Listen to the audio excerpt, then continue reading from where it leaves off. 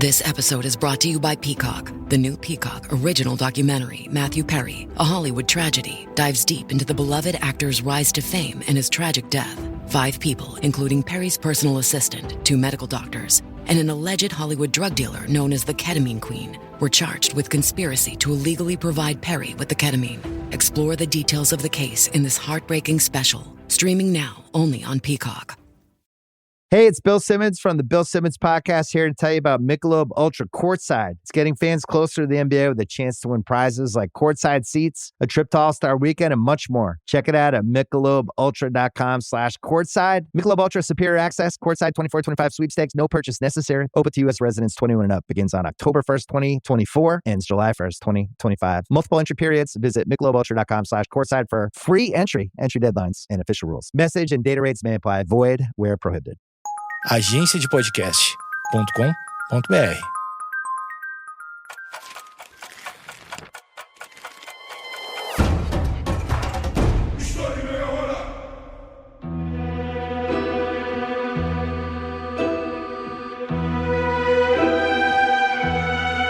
Como fazer parte de um movimento que pode transformar o seu país?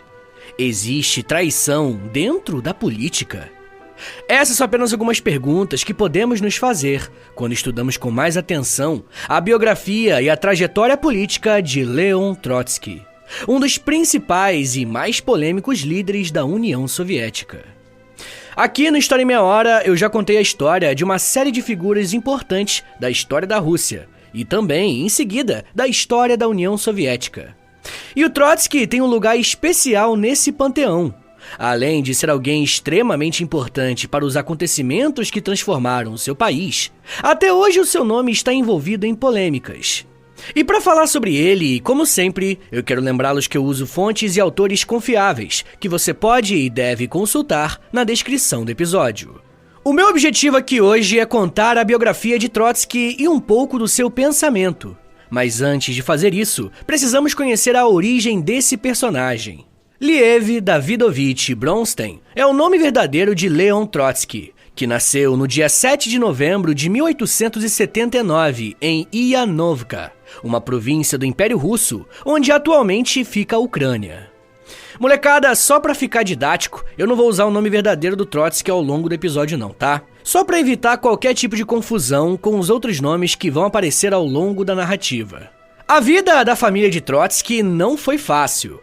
Por viver em uma região que pertencia ao Império, o trabalho duro no campo era uma das formas de pagar os tributos ao czar. O garoto pertencia a uma família judia, que se integrou à comunidade judaica da Ucrânia para buscar refúgio e parcerias em meio a tantas dificuldades. Esse cenário complicado não era vivido apenas no trabalho pesado, mas também em algumas perdas familiares. Trotsky foi o 5º filho do casal, que teve outras 4 crianças. Porém, destas, apenas 2 sobreviveram. Seus pais eram fazendeiros, que se chamavam David Leontievich Bronstein, e sua mãe era Anna Lvovna. Por serem de origem judaica, a família de Trotsky vivia em uma região específica do Império, conhecida como Pale.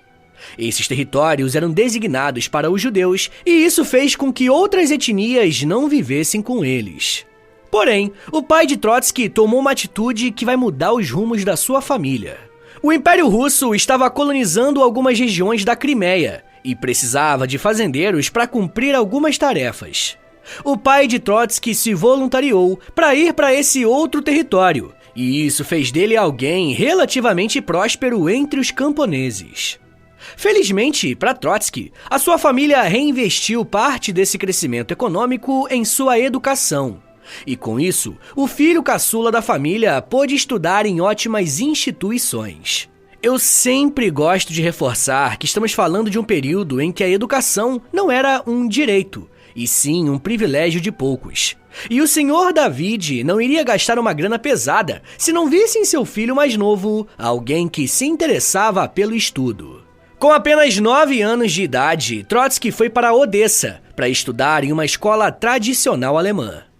Como aquela região da Crimeia estava nos alvos do Império Russo, o sistema educacional foi fortemente impactado por uma tentativa de russificação, ou seja, de tornar a cultura russa a padrão daquele território.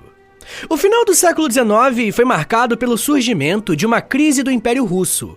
Mas antes das coisas se complicarem de vez, os povos que estavam submetidos a esse governo ainda precisavam se adequar a algumas questões culturais próprias dos russos, como idioma, história e tradições. Por esse motivo, Leon Trotsky, desde bem jovem, teve acesso ao idioma russo. No seu segundo ano nessa escola, Trotsky se mostrou um líder nato ao organizar uma pequena revolta contra um professor que a sala não gostava. Porém, o caminho do jovem na política não foi tão linear quanto esperado. Em 1895, quando ele tinha apenas 16 anos de idade, Trotsky se deparou com uma manifestação popular de pessoas que estavam protestando contra algumas ações do czar Nicolau II.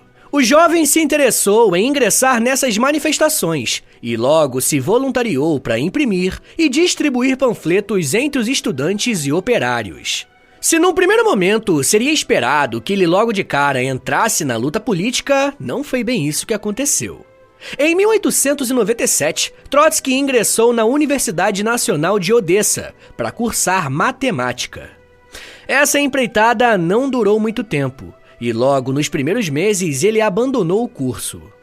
Por mais que o curso não tenha sido a melhor decisão que ele tenha tomado, o ambiente universitário foi extremamente benéfico para sua formação política, tanto que ele foi um dos fundadores de um partido político chamado Partido dos Trabalhadores do Sul da Rússia, que tinha no pensamento socialista uma de suas principais bases ideológicas. Não demorou muito para que o Trotsky ganhasse destaque no partido, se tornando alguém muito influente no grupo. E é claro que essa posição de liderança tem uma série de vantagens, mas ao mesmo tempo carrega muitos pesos. Conforme o czar percebia que as críticas contra ele estavam aumentando, ele trabalhava para impedir que esses grupos atuassem, e por isso o Partido dos Trabalhadores do Sul da Rússia foi perseguido. E como Trotsky era uma das lideranças, ele também foi caçado.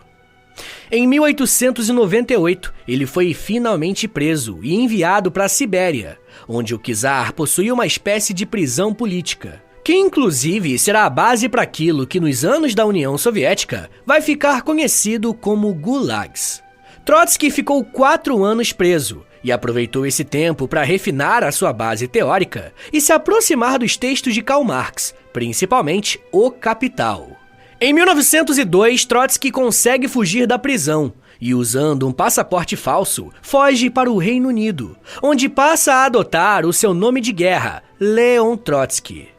No Reino Unido, ele vai se aliar a um outro partido político, o Partido Social Democrata Russo. E a partir desse grupo, ele terá contato com uma figura que vai transformar a história da Rússia, de Trotsky e de toda uma geração de revolucionários. Eu tô falando de Vladimir Ilyich Ulyanov, mais conhecido como Vladimir Lenin. We off? 30 seconds of carefree bliss. Oof, like wind in your hair carefree. Oh, like using Clorox Disinfecting All-Purpose Cleaner in the home carefree. Yes! Like dog slobbing on the coffee table and cleaning it with Clorox Carefree? He's on a roll now. Spit toothpaste on the faucet? You got it. You got it. Peanut butter on the light switch. Oh, spritz, spritz. Spritz, spritz. Clorox, man. Clean feels good. Okay, we're back. Use as directed. Good night, itchy eyes. Good night, sudden sneeze. Good night to your symptoms of allergies. Zysol is the allergy medicine you take before bed. It provides powerful relief while you rest your head. Not just all night, but all the next day. Zysol keeps working, keeping allergies at bay. And without those annoying symptoms disturbing your rest, you can wake up the next morning feeling your absolute best. Remember, be wise all, take Zysol. At night.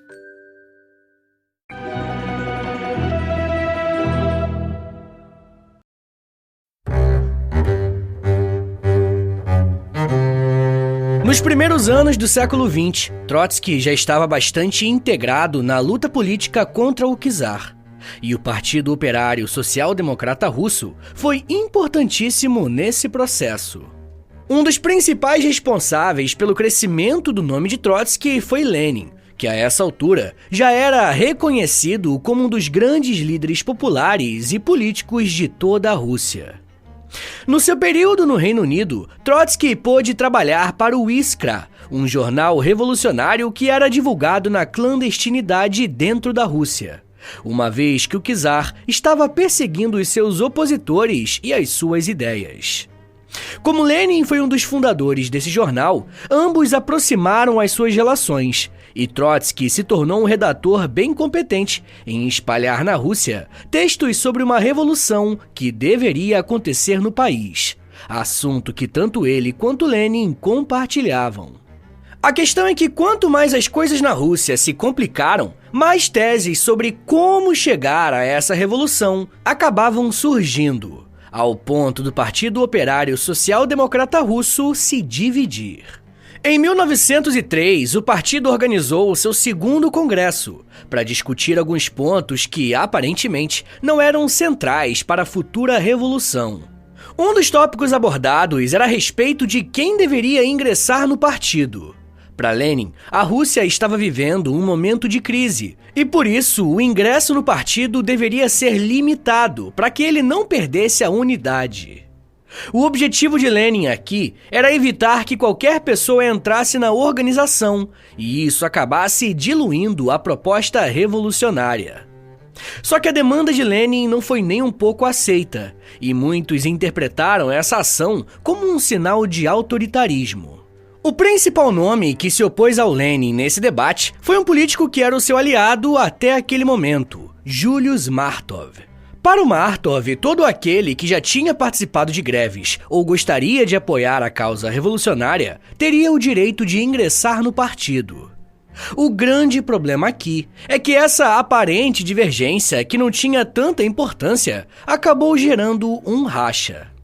Foi a partir do segundo congresso do Partido Operário Social-Democrata Russo que a divisão deu nome a dois novos grupos, os bolcheviques e os mencheviques. Na língua russa, bolchevique significa maioria, enquanto menchevique significa minoria. Porém, no contexto russo de 1903, os mencheviques eram um grupo maior, por mais que o nome indique o contrário. A historiadora chamada Sheila Fitzpatrick aponta que os mencheviques eram a maioria, porque, abre aspas, constituíam um grupo mais amplo e diversificado de quadros do partido. Fecha aspas. Como agora eram dois grupos, os bolcheviques passaram a ser liderados pelo Lenin e os seus ideais, enquanto os principais nomes dos mencheviques eram Julius Martov, Georgy Plekhanov e Leon Trotsky.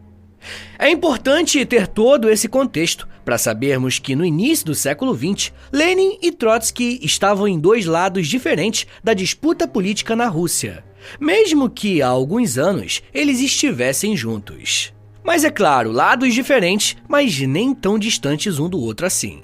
Em 1905, Trotsky se engajou na luta revolucionária com o início dos protestos que ficou conhecido como a Revolução de 1905. Ele retornou à Rússia logo após o Domingo Sangrento, quando a guarda do czar Nicolau II abriu fogo contra um protesto pacífico, organizado pela população de São Petersburgo.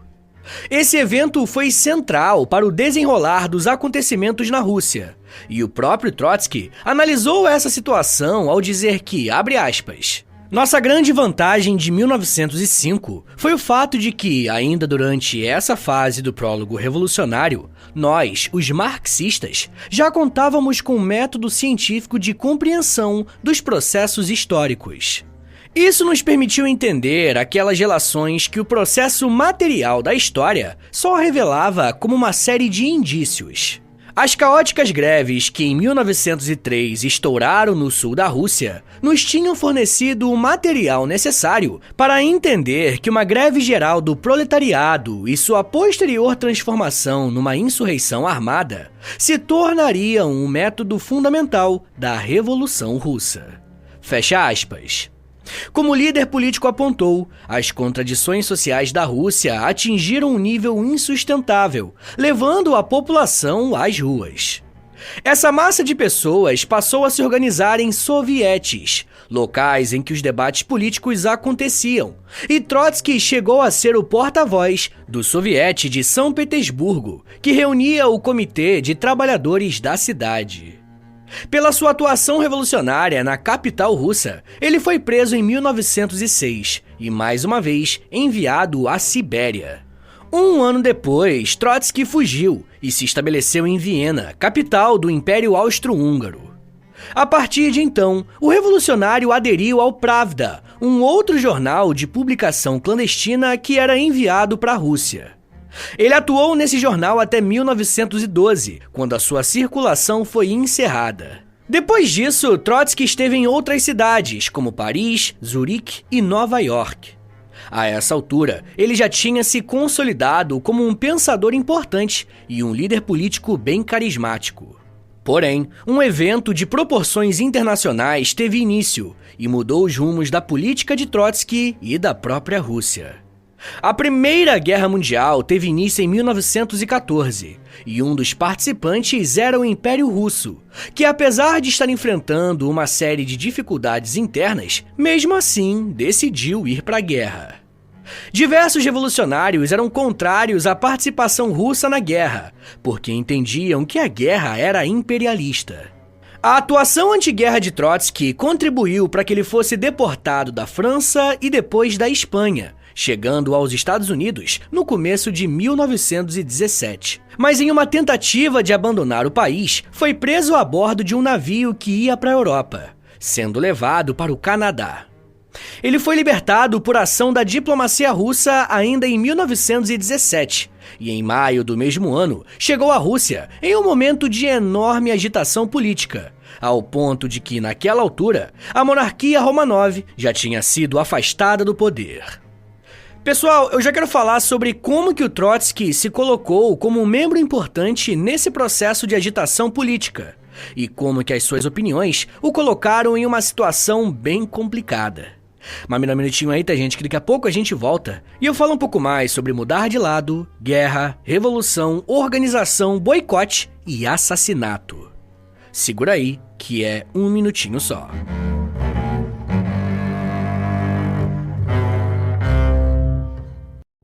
Você conhece a loja do História em Meia Hora?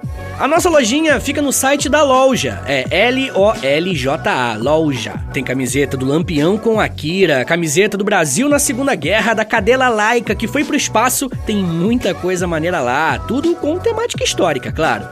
Então imagina você chegando numa socialzinha, com várias referências históricas no peito, com certeza quem também gosta de história vai querer puxar um papo. Será que rola um romance histórico?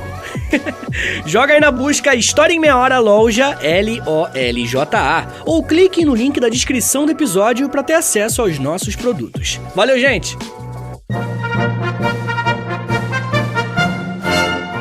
Abre aspas. As contradições entre um governo dos trabalhadores e uma esmagadora maioria de camponeses num país atrasado só poderiam ser resolvidas em escala internacional, nos limites de uma revolução proletária mundial. Uma vez superadas as estreitas fronteiras democrático-burguesas da Revolução Russa, em virtude da necessidade histórica, o proletariado vitorioso também se veria obrigado a superar suas finalidades nacionais, de maneira tal que teria que lutar conscientemente para que a Revolução Russa se transformasse no prólogo de uma revolução mundial. Fecha aspas. As palavras que você acabou de ouvir foram ditas pelo próprio Leon Trotsky em janeiro de 1922, em um texto onde analisou o processo revolucionário da Rússia em 1905. Essa análise é interessante porque, alguns anos depois, a Rússia entrou mais uma vez em uma convulsão social, que culminaria na chamada Revolução de Outubro, ou apenas Revolução Russa. Esse processo foi importante porque colocou Trotsky em um novo patamar político. Mas antes disso, ele precisou tomar uma decisão extremamente importante: se filiar ao Partido Bolchevique. Desde as disputas com Lenin no início do século XX, Trotsky se apresentou como um político menchevique e, em algumas situações, como um político independente. Porém, com o início da guerra e a revolução acontecendo na Rússia, ele decidiu mudar de lado mais uma vez, e em 1917 foi aceito pelo partido para integrar os bolcheviques. Então temos a partir de então Lenin e Trotsky militando no mesmo grupo político. Se destacando pelo seu talento como organizador e agitador, Trotsky foi eleito como presidente do Soviete de Petrogrado e participou ativamente da luta para derrubar o governo provisório que havia sido formado depois da renúncia do czar russo em fevereiro de 1917. Em seguida, Trotsky liderou o Comitê Militar Revolucionário, que planejou e concretizou o assalto ao Palácio de Inverno, para tomar o poder, consumando a Revolução de Outubro. Após a conquista do poder pelos bolcheviques, Trotsky se tornou comissário do povo para negócios estrangeiros, com a missão de negociar a saída da Rússia da Primeira Guerra Mundial. Existiam algumas divergências entre os bolcheviques a respeito de qual deveria ser a melhor forma da Rússia sair da guerra, mas o que acabou prevalecendo foi a saída do conflito assinando o Tratado de Brest-Litovsk, acordo que é conhecido como um processo desvantajoso para os russos, porque abria mão de uma série de territórios como a Finlândia, Estônia, Letônia, Lituânia, Polônia, Bielorrússia e Ucrânia. Por conta dessa derrota, entre aspas, Trotsky mudou de função dentro do processo revolucionário e foi nomeado como comissário do povo para assuntos militares, cargo em que permaneceu até 1925. Essa posição se mostrou extremamente importante, porque em 1918 a Rússia entrou em uma guerra civil entre os bolcheviques e aqueles que queriam frear essa revolução. A questão é que nessa guerra, até nações estrangeiras se envolveram para tentar evitar que o que aconteceu na Rússia fosse exportado para os outros países. Trotsky organizou o chamado Exército Vermelho, criado para defender os interesses revolucionários nessa guerra.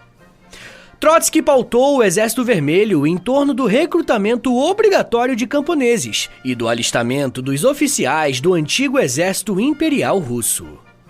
Os integrantes desse último grupo eram vigiados em relação às suas simpatias políticas, se favoráveis à revolução ou não.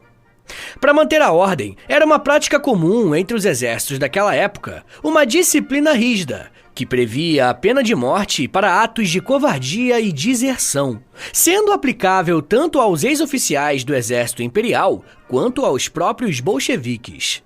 Se liga no que o próprio Trotsky disse, abre aspas.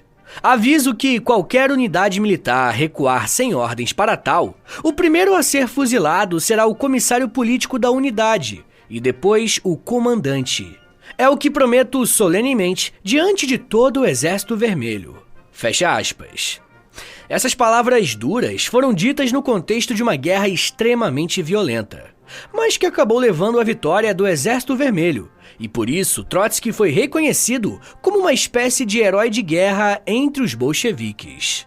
Após a vitória na Guerra Civil, Trotsky precisaria enfrentar um novo embate, mas agora dentro do campo político. Uma disputa pelo poder em um novo governo que se formou, a União Soviética. Para manter o espírito e a organização revolucionária, Lenin encabeçou a criação da União Soviética em 1922, e que tinha alguns nomes como lideranças, como o próprio Trotsky, mas também um político bem conhecido chamado Joseph Stalin. Aqui no feed do História em Meia Hora tem um episódio sobre a União Soviética, URSS, e tem um episódio biográfico sobre Stalin, onde eu conto a sua trajetória até ele chegar nesse patamar de liderança da União Soviética. O problema era que, a partir de 1922, a liderança de Lenin na União Soviética se enfraqueceu, por conta de uma série de problemas de saúde que ele enfrentou. Para vocês terem uma ideia, entre 1922 e 23, Lenin teve 3 derrames cerebrais, que deixaram muitas sequelas no líder político. Isso abriu uma disputa interna na União Soviética para saber quem iria ser o sucessor de Lenin frente ao regime. A disputa pelo poder foi travada por 4 nomes: Leon Trotsky, Joseph Stalin, Grigory Zinoviev e Lev Kamenev. Lenin chegou a escrever um documento onde apresentou as principais forças e fraquezas de cada um dos líderes. E sobre o Trotsky, ele chegou a dizer que ele era o, abre aspas, o homem mais apto no Comitê Central, fecha aspas, para substituí-lo. A questão era que, além da liderança de um grupo político, estamos diante de diferentes visões a respeito de como encarar a revolução em si. Ou seja, existia também uma disputa ideológica por trás da disputa pela liderança do regime. Stalin defendia a posição da revolução em um só país, onde a revolução deveria, em primeiro lugar, ser estabelecida na União Soviética, para somente em seguida ser exportada para o mundo. Por outro lado, Trotsky defendia a ideia de revolução permanente, abraçando um viés internacional para a Revolução Socialista. A posição de Trotsky perdeu força no Partido Comunista da União Soviética, e os três adversários se uniram para colocá-lo de lado. Com a morte de Lenin, Stalin conseguiu assumir o poder na União Soviética em abril de 1924, onde ficou até a sua morte em 1953. Com o crescimento de Stalin, Trotsky estava ameaçado politicamente. Seus adversários na disputa pela liderança na União Soviética até se aliaram a ele em 1926 contra o Stalin, mas foi um movimento que não surtiu o menor efeito. Os debates políticos na União Soviética eram feitos em um órgão chamado Politburo, onde um grupo reduzido definia algumas diretrizes e estabelecia os próximos passos do regime revolucionário.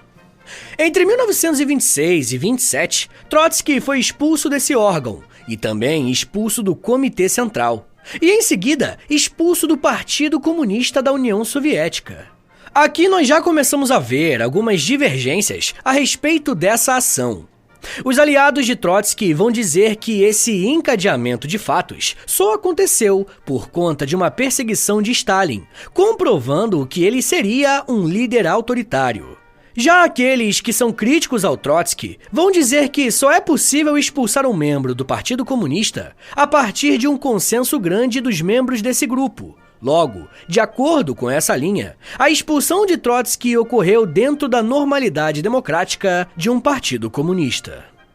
Sendo uma perseguição ou não sendo, o que motivou essa ação contra Trotsky foi uma reação contra uma série de textos que ele passou a publicar, criticando as decisões políticas e econômicas de Stalin frente à União Soviética.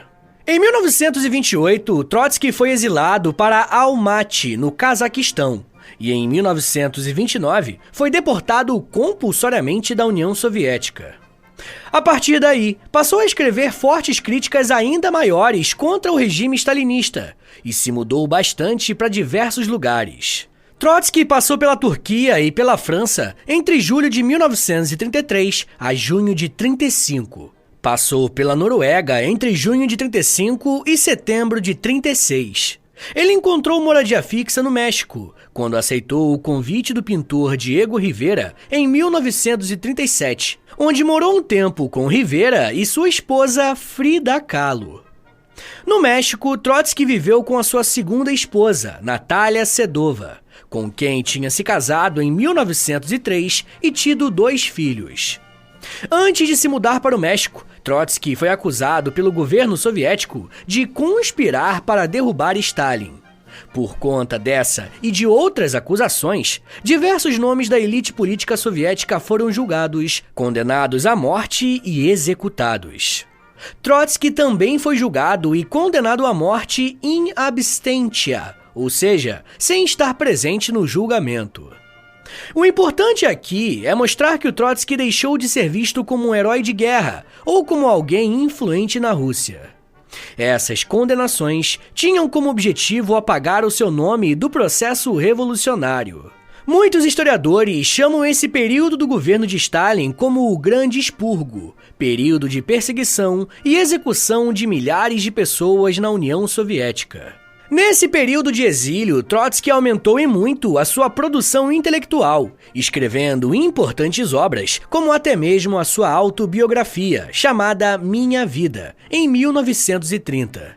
Ele também escreveu a História da Revolução Russa em 2 volumes, um em 1930 e outro em 1932. Ele também escreveu a Revolução Permanente em 1930 e também em 1936 escreveu a Revolução Traída, sendo lida como uma das maiores críticas ao chamado stalinismo. Em 1939, Trotsky e sua esposa precisaram se mudar por conta de um caso extraconjugal que o Trotsky teve com a artista Frida Kahlo.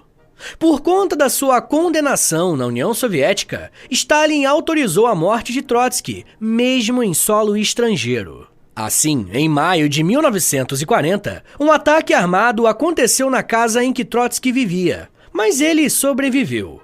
Poucos meses depois, no dia 20 de agosto de 1940, um agente de Stalin chamado Ramon Mercader se infiltrou na casa de Trotsky e o acertou com um golpe de picareta. Trotsky morreu um dia depois devido à gravidade do ferimento, e o seu assassino foi preso e condenado a 20 anos de reclusão no México. Quando conquistou a sua liberdade, Ramon Mercader foi recebido na União Soviética como herói, enquanto o nome de Trotsky foi mantido como um traidor e desertor do regime revolucionário, por ter se colocado em oposição radical a Stalin. Pessoal, eu vou recomendar 3 episódios que estão aqui no feed do História em Meia Hora, que vai servir de complemento para esse episódio aqui, beleza? O primeiro se chama Revolução Russa, o outro se chama União Soviética, é URSS, e o terceiro se chama Stalinismo e Trotskismo. Agora bora fazer aquele resumão de 1 minutinho para você relembrar o que você aprendeu hoje, vamos lá.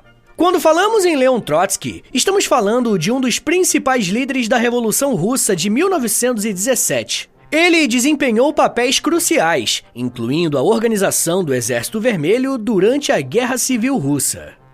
Trotsky defendia o internacionalismo revolucionário e a ideia de que a Revolução Socialista não poderia ser confinada a um único país.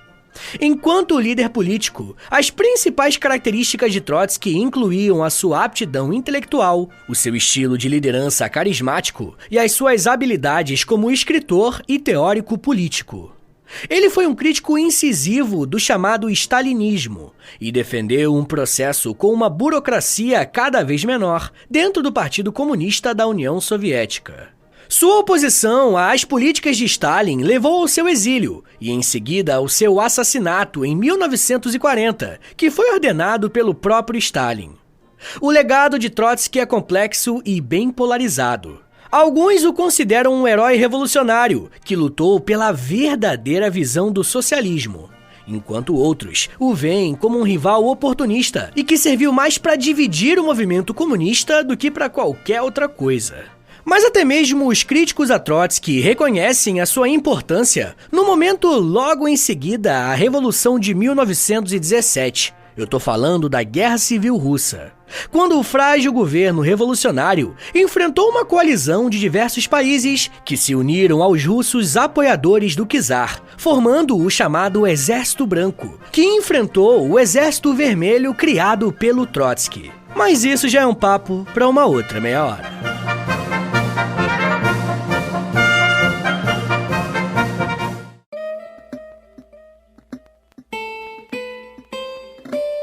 Senhores, muito obrigado por terem ouvido até aqui. Meu nome é Vitor Soares, eu sou professor de História e você acabou de ouvir o História em Meia Hora. Segue a gente aí na sua plataforma de áudio favorita para não perder nenhum episódio. Se você estiver ouvindo no Spotify ou na Apple Podcast, avalia o nosso podcast aí com 5 estrelinhas, tá bom? Quero lembrá-los também que a melhor forma de apoiar o podcast é assinando o nosso Apoia-se, tá bom? É apoia.se/História em Meia Hora. Uma outra forma de ajudar o podcast é através do nosso Pix. Anota aí que é o meu Pix e o meu contato também. É historiaemmeiahora@gmail.com. Mas se você não tiver condições de ajudar o podcast financeiramente, mas quer ajudar de outra forma, a melhor forma de longe é, primeiro, indicando o podcast para um amigo e, segundo, compartilhando nas redes sociais. Aí se aproveita e me marca no @História em Meia Hora, porque aí eu vou poder te agradecer pela ajuda. Se você tiver afim de ouvir um podcast mais de humor, mas que também tenha temática histórica, ouça meu outro podcast, é o História pros Brother. Ouve lá depois que eu acho que você vai gostar. Eu também crio conteúdo pro TikTok, Instagram, Twitter, tudo no @ProfVitorSoares. É o meu perfil pessoal. Aproveita e segue ele também. Então é isso, gente. Muito obrigado, um beijo, até semana que vem e valeu!